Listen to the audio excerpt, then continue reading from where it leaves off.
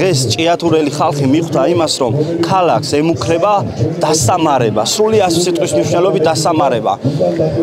ჩვენ კომპანიას აღარ უნდა ჭიათურაში აღადგინოს მუშაობა, უნდა აღადგინოს, მაგრამ ისე კი არა მაღაროებში რომ 3500 კაცია დასაქმებული. არამედ ტრაქტორი 20-30 ტრაქტორი ყავდეს ტექნიკა, გადათხაროს და მიოლად გაიტანოს რა ფული და გამდიდრდეს ერთეულები. და უნდა რომ ჩვენ დავტოვოთ ჩვენი ქალაქი და წავიდეთ ან სხვა ქალაქებში, ან სხვა ქვეყნებში იმის ლუკმაპურის საძებნელად. მაგრამ ჩვენ ამას არ ვაპირებთ, იმიტომ რომ ჩვენ აქ დაბადებულები ვართ.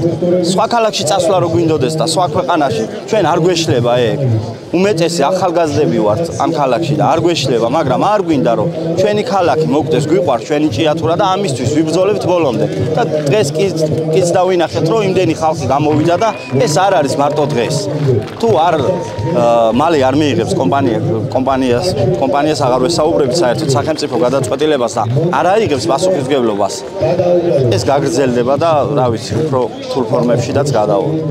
წავიდეს ინვესტორი და სახელმწიფომ აიღოს პასუხისმგებლობა ჭიათურაში საწარმოების მუშაობაზე და აღდგენაზე. ძალიან ბევრჯერ ნახეთ კომპანია თუ როგორ მოგვატყუა. რამდენჯერ გაგვაჩერა, რამდენჯერ ჩაგვაგდო ესეთ სიტუაციაში, როგორაც დღეს ხალხი იმყოფება. თუნდაც კომუნალურებს ვეღარ იხდის ბანკის ვალებს. ამიტომ ჩვენ აღარ ვაპირებთ კომპანიასთან ლაპარაკს, ადგნენ და როგორც მოაბრძანა, ვინც მოაბრძანა, ისე გააბრძანონ და წააბრძანონ აქედან. როცა სახელმწიფო ამას გადაიბარებს და ჩაუდგება სათავეში, გაკეთდეს ფონდი ჭიათურელი მომავალი თაობისთვის, რომ როცა გახდებიან სრულწლოვნები და გადაწყვეტენ ჩაბარებას, სწავლას თუ სხვა რამეს, რომ იყოს მათთვის გამოყოფილი თანხა, რომ ამით თავისი ფული, თავისი იქნება, იმიტომ რომ ამ ქალაქიდან თუ რამე გადის, ეკუთვნის აქ ნებისმიერ მაცხოვრებელს ეკუთვნის და არა მარტო ვიღაც ინვესტორს. ამიტომ უნდა გაკეთდეს ფონდი და ისარგებლოს ყველა ახალგაზრდა მომავალმა თაობა. ამით, იმიტომ რომ აღარ არის ბევრი ბუნებრივი რესურსი ჭიათურაში დარჩენილი. როცა გამოილევა ეს, ჩვენ რა დაგვრჩება აქედან, თუ არ შეიქმნა ალტერნატიული სამუშაო ობიექტები და სხვა რამე, ანუ თუ მომავართავობას რაღაც არ დარჩა ამ ქალაქიდან, ჩვენ შემოგვიბრუნდებიან და ჩვენ გვეტყვიან, რომ რას აკეთებდით, ესე ერთეულების გასამდიდებლად აპოვებინებდით მარგანეცს და ჩვენ რა დაგვრჩა აქედან. ამიტომ ვითხოვთ შეიქმნას ფონდი მომავალი თაობისთვის. მეორე ეკოლოგიური პრობლემები ძალიან ყველა კარგად ხედავთ აგერ ყვირილა როგორ მდგომარეობაშია ამხელა მდინარე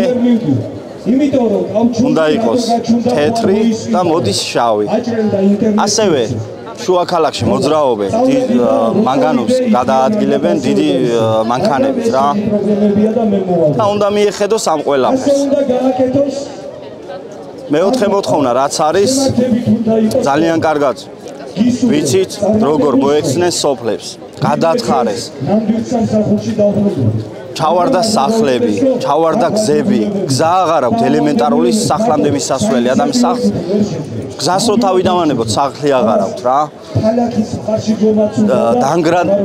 დანგრატები უყენიათ სახლისთვის და ცხოვრობენ ისეთ სახლებში რომ ჭერი არ ჩამოინგრეთ და საწავინე ანუ თავაზობენ რას არაფერს არ თავაზობენ ეუბნებიან რომ მეწყერსაშიში ზონა იყო და მაგის გამო ჩამოინგრა რა იყო მეწყერსაშიში ზონა ვინაც იცის მაღაროები პირდაპირ ახატია მაღარო რო გაიარო სოფლებში და ამიტომ ვითხოვთ რომ მიეხედოს სოფლებს და კანონიერად კანონის ფარგლებში როგორც ეკუთვნით ისე აუნაზღაურონ არა ის რომ მე 30000 ლარს მოგცევ 80000 ლარს მოგცევ და ადექი და დატოვე შენი საცხოვრისი როგორ უნდა დატოვო ჯერ ისე არის ძნელი შენი საცხოვრისის დატოვება როცა მამა პაპის გადმოცემულია ის სახლი მამაპაპის საძვალეა და ადექი და სხვაგან წადი და დატოვე შენი მამაპაპის საძვალე და რა ვიცი ძალიან ძნელია რა ამაზე საუბარიც კი ძნელია და ვითხოვთ